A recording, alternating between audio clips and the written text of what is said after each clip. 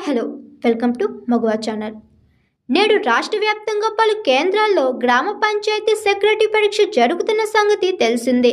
అయితే ఈ పరీక్ష రాయడానికి ఓ తల్లి పసిపాపతో రాగా అక్కడ వీధుల్లో ఉన్న లేడీ కానిస్టేబుల్ ఆ పాపను ఎత్తుకొని ఆడించింది. ఈ ఘటన సూర్యాపేటలో చోటు చేసుకుంది. ఆదివారం సూర్యాపేటలోని గ్రామ పాలన పరీక్షకు హాజరైన ఒక మహిళా అభ్యర్థి తన చిన్నారి పాపను తీసుకుని వచ్చింది. ఆమె వెంట సహాయకులుగా ఎవరూ రాలేదు.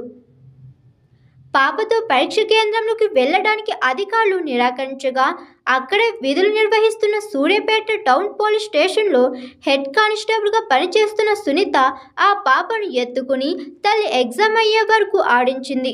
కానిస్టేబుల్ చూసిన మానవీయతను పలువురు ప్రశంసించారు. సోషల్ మీడియాలో ఈ వార్త వైరల్ అయ్యింది.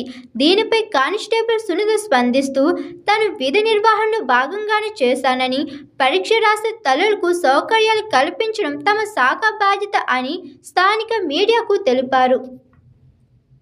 Hi, this is Swathi. Like చేయండి, షేర్ చేయండి, కమెంట్ చేయండి అండ్ సబ్స్క్రైబ్ చేయండి GR TV. Hi, this is Monica. Please like, share and subscribe GR.